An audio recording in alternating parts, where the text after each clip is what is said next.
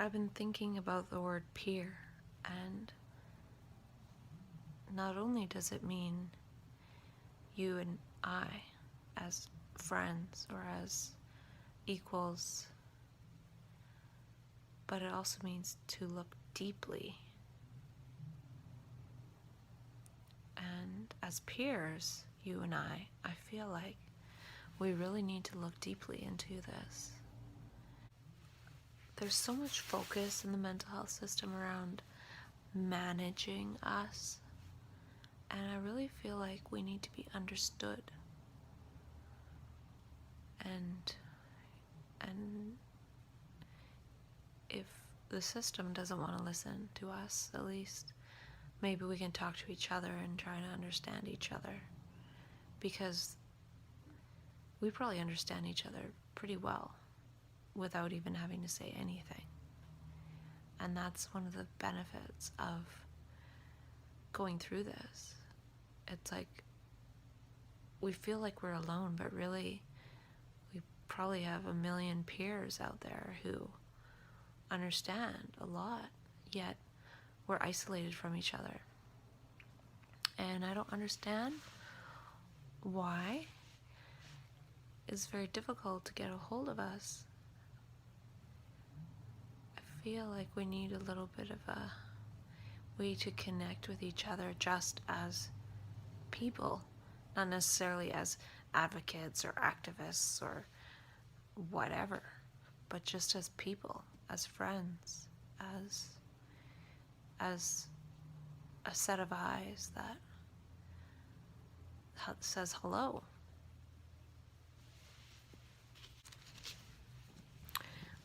So they talk a lot about neuroplasticity, and neuroplasticity is where experience changes the brain.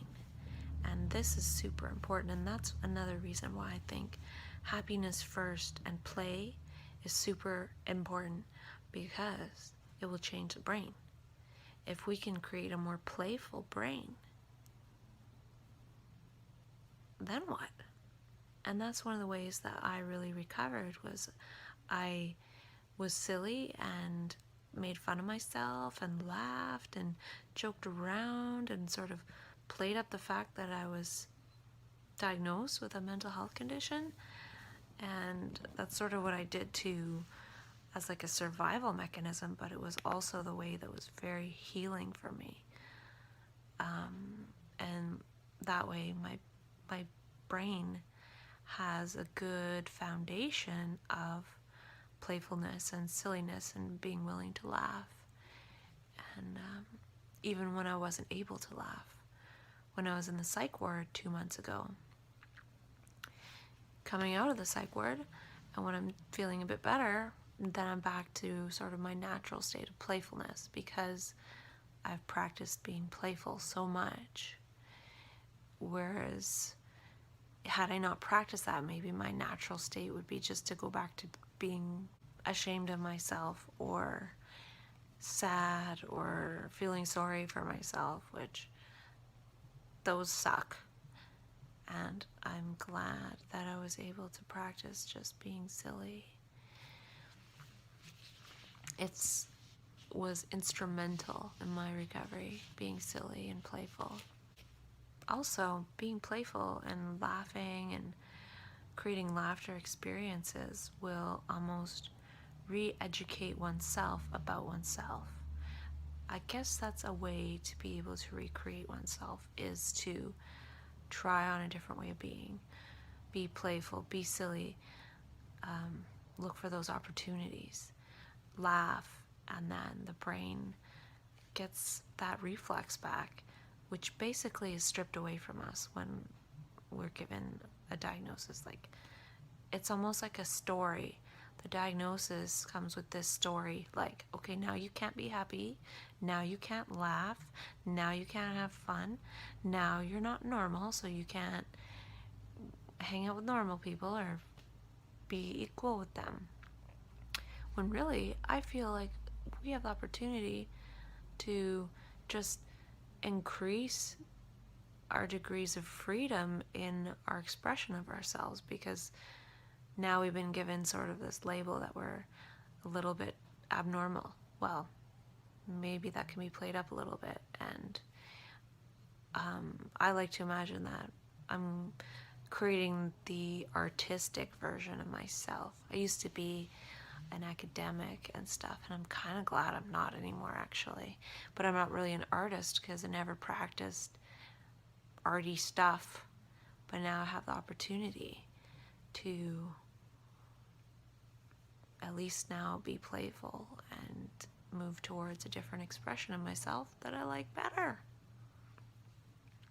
I don't necessarily like it better all the time, but I didn't like things all the time when I wasn't diagnosed with something either.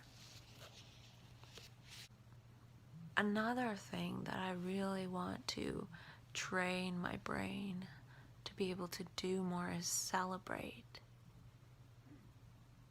Celebration is definitely an opposite to psychosis. Celebrating what? Just celebrating being alive, celebrating the moment, celebrating a song, celebrating a person, dancing, singing.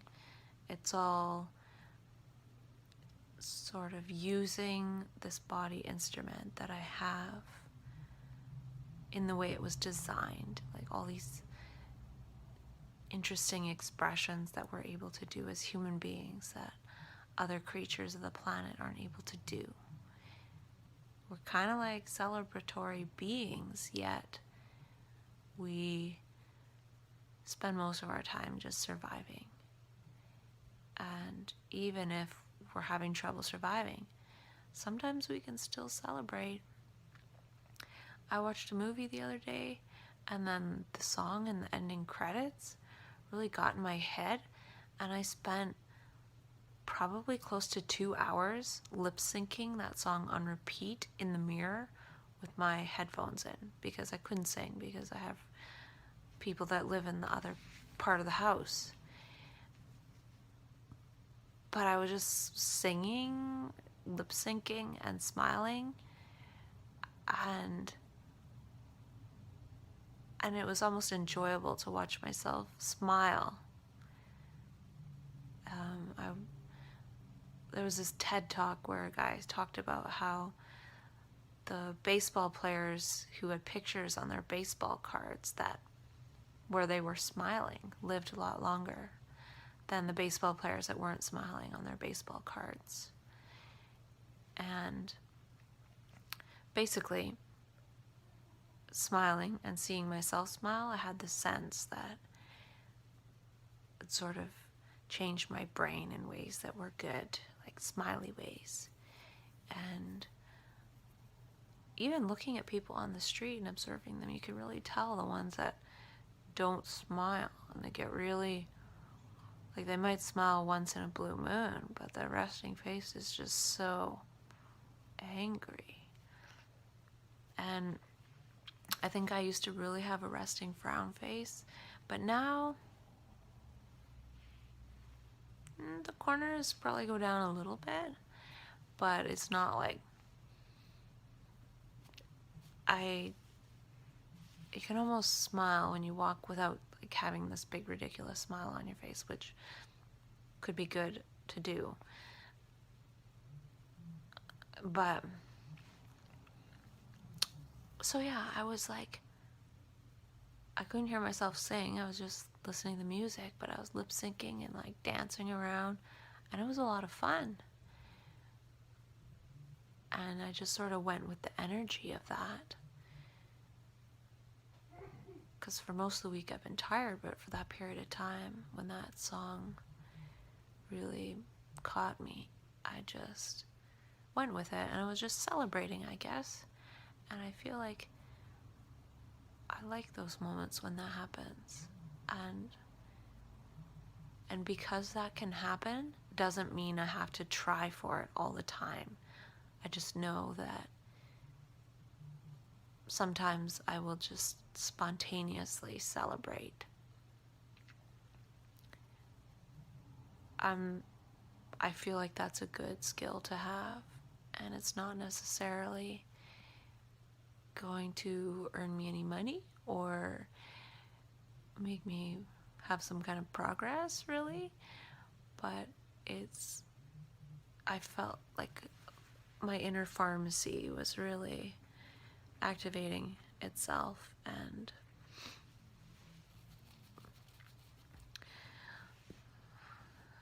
yeah, I feel like the play and the laughter and the celebration and the nature, just, it's good for the inner pharmacy, to exercise the inner pharmacy,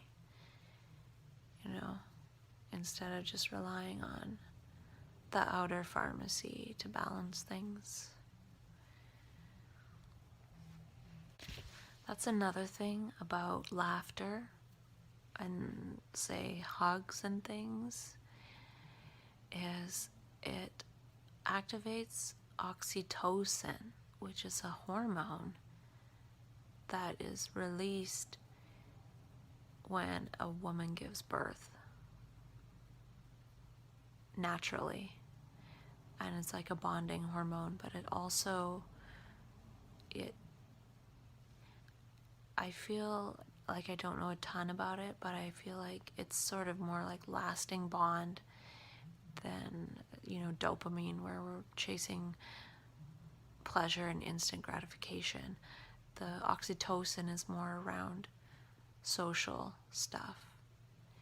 And I read in a book,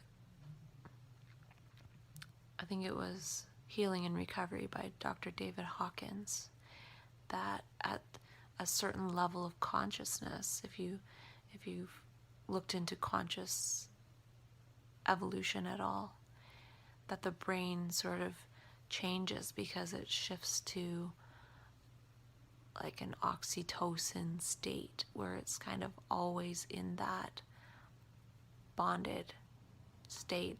Maybe that's when we feel unconditional love for everyone, like bonded to everything all the time. But it was interesting how he talked about that, because that's what I feel like we need to utilize to connect up to each other again, and to feel that connection where we're laughing together and playing together and singing together and celebrating and dancing and having fun. So oxytocin, and I know a good way to do that and get that is with laughter and with play. There's so many trickle down beneficial physiological effects from that. Oxytocin changes genetic expression, which changes yada yada, stress reduces, all this stuff. It's kind of amazing. And if we can create that together, we don't have to try, okay, step 1, do this, step 2, do that, step 3, do that. There's so much creativity in laughter and in fun and in play. And that's really how we learn. And learning is the new. And we spend so much time in systems, try to recombine old words and theories, and it's kind of dead and dry,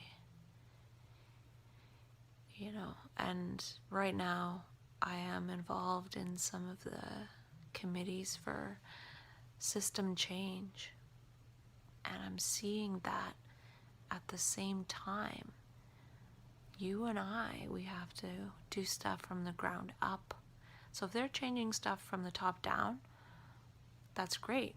It's good. It's better than them not changing anything, or not even thinking anything needs to change. But there's so much that we can do from the ground up, that by the time they implement their changes, they'll be asking us how we did it.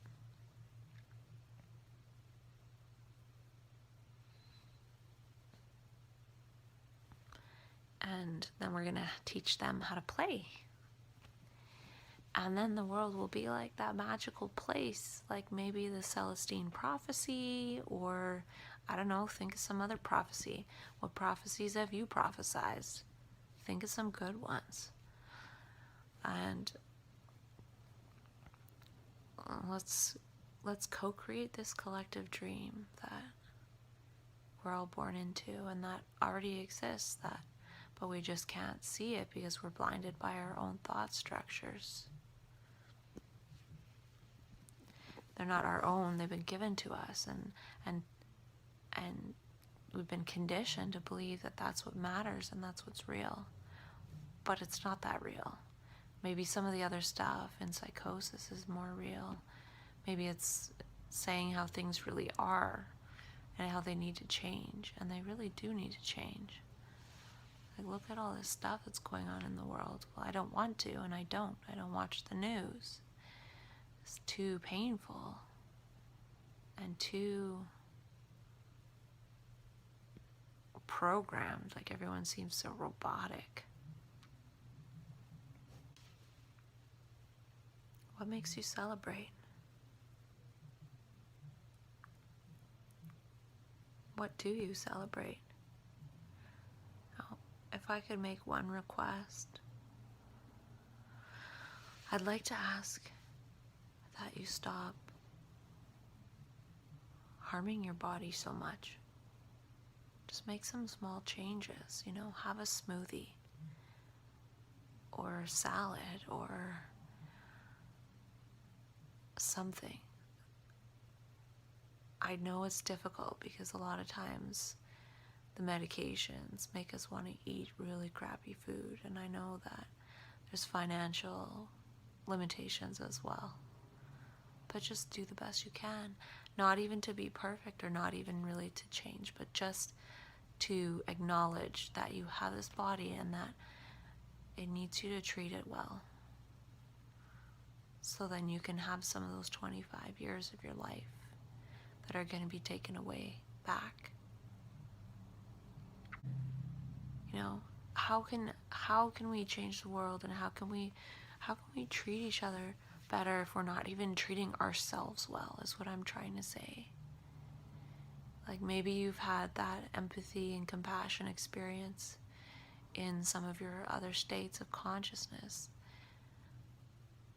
But then, when it's medicalized and pathologized, when we take on that story of, oh, you're just mentally ill and it's all your fault, then we sort of treat ourselves worse than if we really had that self-esteem and self-confidence still. One of the ways to have some self-confidence is to just make small changes to acknowledge treating ourselves a little bit better. Maybe it doesn't have to be diet. Maybe it can be sitting up straight or going for a walk, getting outside in nature, breathing some fresh air, just having one less cigarette, one less something, just to acknowledge that you matter and you can treat yourself well, even though maybe you haven't been treated very well in this last while or however long. And it's unfortunate because you have a lot of gifts to give,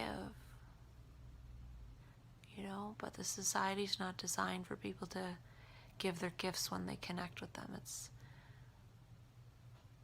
It's designed for, consumerism and progress, whatever that is. It's not designed for celebration of who you are and who you came here to be and what you have to offer. Maybe one day when a person has psychosis, it'll be celebrated, like in other cultures where they see that the person is on the journey towards being a visionary or a shaman. And maybe we're a long way away from that, but maybe we can at least know within ourselves that we're sort of shamans who never got training. So we're kind of crappy shamans, but maybe we can at least be a shaman to ourselves or a superhero to ourselves, and still practice that creativity and maybe get your gift ready, and one day the world will be ready for your gift, whatever it is. And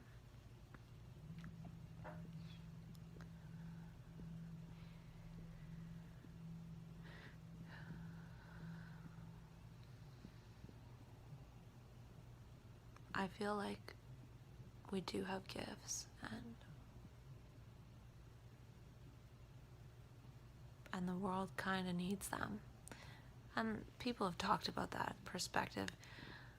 There's that book, The Spiritual Gift of Madness, which is right on point with people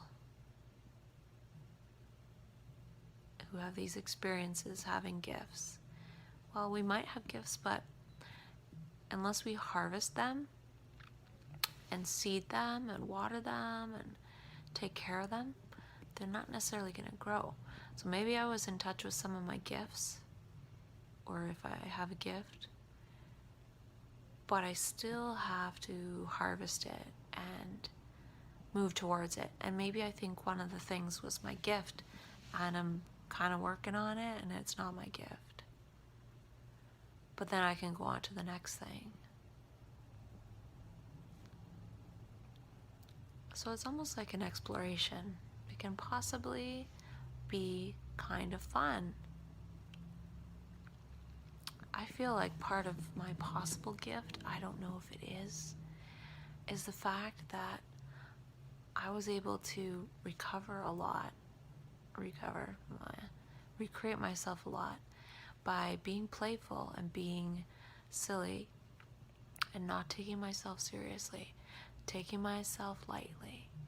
And, sometimes I think of myself as kind of a light worker, but not light worker as in, the airy-fairy light worker, which I still could be, maybe. But just bringing lightness, bringing laughter, bringing humor, which I know these videos aren't necessarily funny, but I'm not really in that state as much as I have been in the past, because I'm not really in my community as much. And that's part of the problem. And that's why I want to bring it back for myself. But I'm creating some projects where I'm getting people together like me in playful situations. And to me, that is part of my gift, in that the main way I was able to cope and heal, even though I'm still messed, like I was just in the hospital like 2 months ago. But my foundation in all my experiences, which have shaped my brain and my recovery, is that playfulness and silliness and taking myself lightly and not too seriously, even though it's been a serious situation, and it is for a lot of people.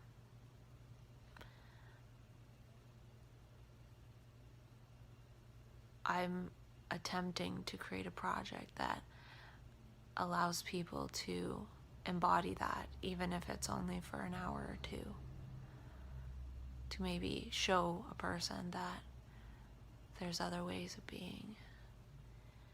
Not because there's something wrong, but just because it can be fun.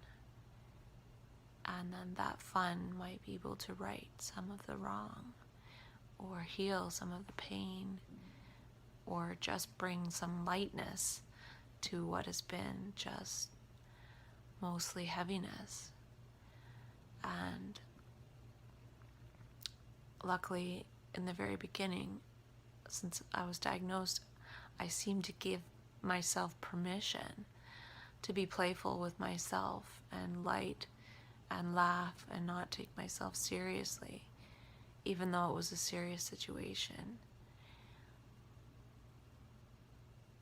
I didn't adopt the you have to feel bad about yourself. I did for several months. And then after that, I chose to just be light and silly. And that helped me so much. And that's why the project I've created is really about playfulness and silliness and humor and all these things that are almost just erased from life as soon as one is given a diagnosis. And that's part of the stigma. And that's, to me, it helped me. I rarely very, very, very rarely self-stigmatized. I was too busy laughing at myself. And there's so much self-stigma out there, and it hurts because the people have gifts and they have stuff to offer. It's just not valued by society. And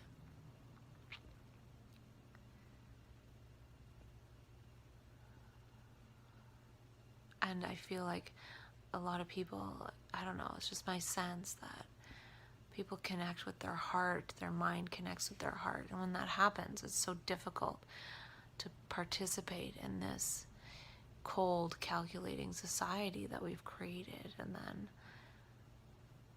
we're outcasted for that because it's impossible to participate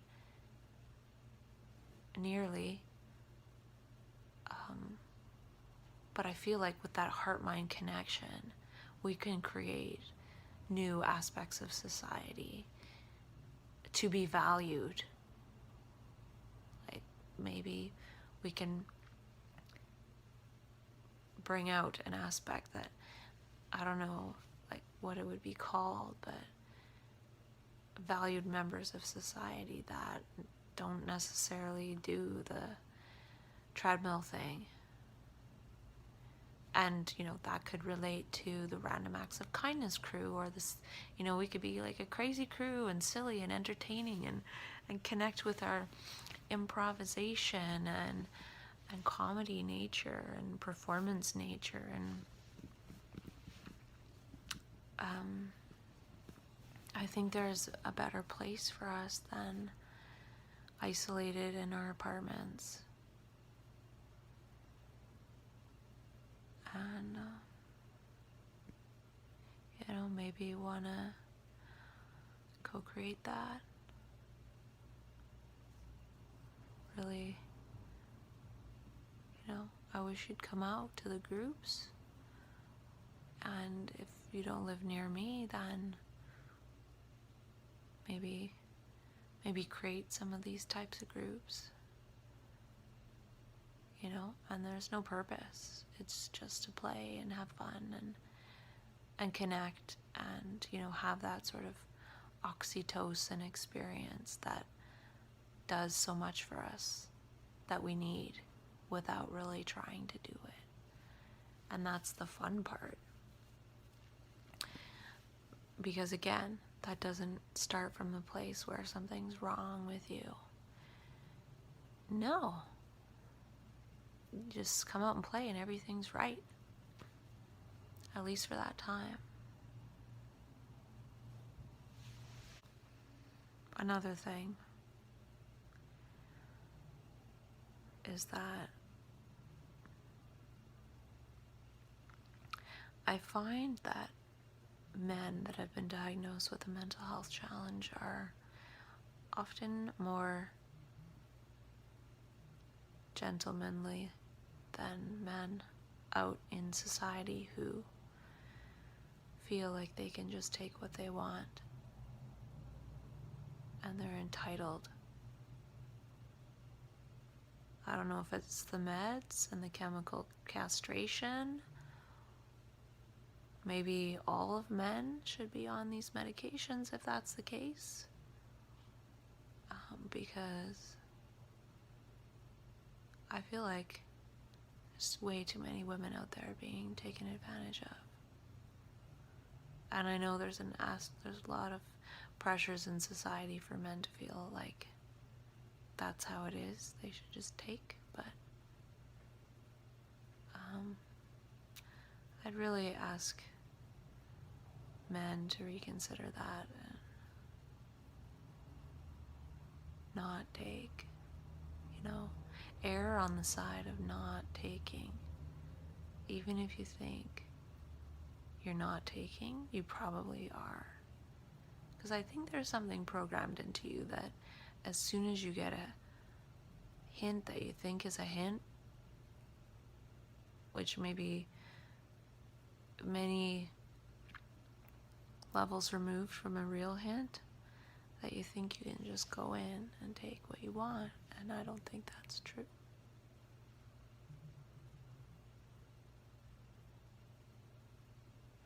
And I also feel like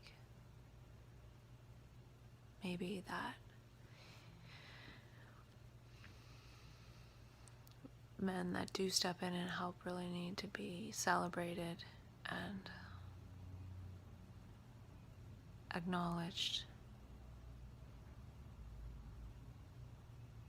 because there are some out there.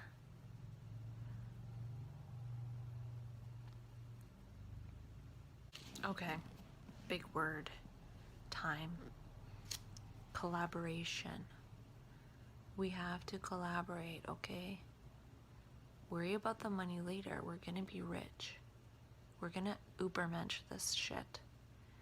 And if you don't know what that means, it basically means an Ubermensch is a person or something that basically creates some kind of something that you kind of like push the domino and poof, all the money is redistributed to the populace without them even knowing what hit them.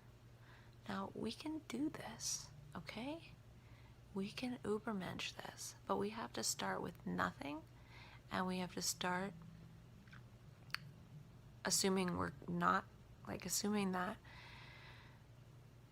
we're not going to be able to do it because we don't know how.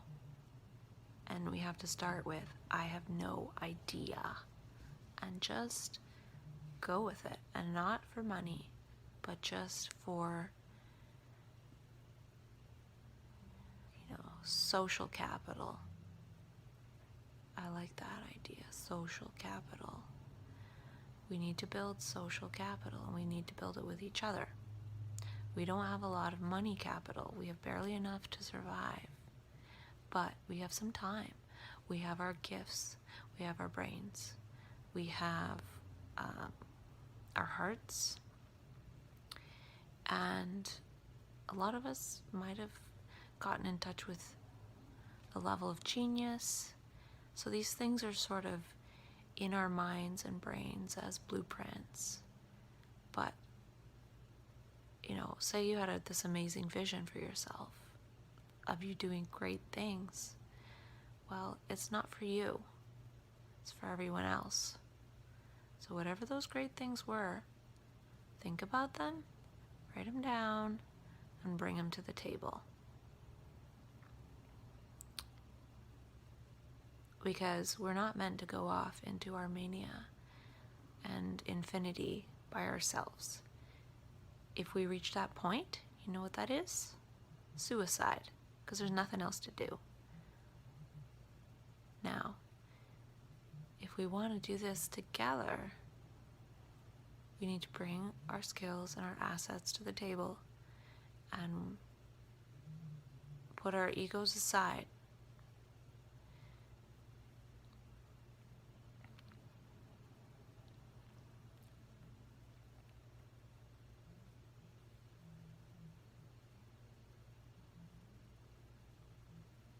Yeah, your vision was for everybody else but you. That's the key. And then, when you give it to everybody else but you, you are uplifted to that, whatever it was that you were doing in that vision and how you felt, because you gave it all to everyone. Now, in that vision, it was just sort of like a vision. It was sort of happening in your brain, but it wasn't fully embodied in reality. Now, the way to do it is for us to collaborate together to bring this entire structure, this living thing, this living collaboration, this living community, this living acknowledgement that we're all part of humanity and we're all one humanity. We all want the same thing, which is for everyone else to be healthy and happy and in their own unique way. But that can only happen when everyone's doing that, because we're all pieces of the puzzle. So if somebody's not doing their thing, they're taking the role of somebody else, and now that person's not doing their thing. So we all have to do our thing, and we don't know what that is. But if we get together and have some conversation about it, maybe we'll figure that out. whatever your skills are, they're needed. Whatever your vision was is probably pretty similar to mine. Now, look up that word Übermensch. I don't really like the word. It doesn't sound very pleasant, but I like what it means. Now, Übermensch is like rendering the system obsolete. Oh, I wrote a great quote. I can't believe I wrote this. Okay, this is my great quote. Oh man, it's funny. Okay. It's making me laugh inside, which is making my eyes water, which means I'm getting tired. But basically,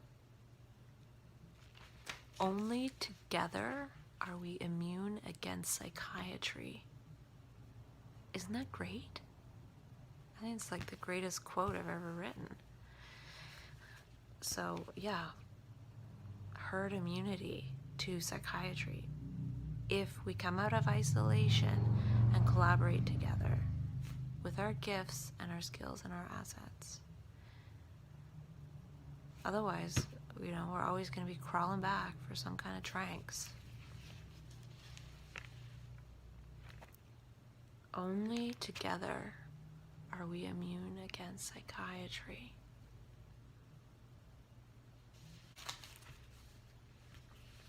Have you heard the new story?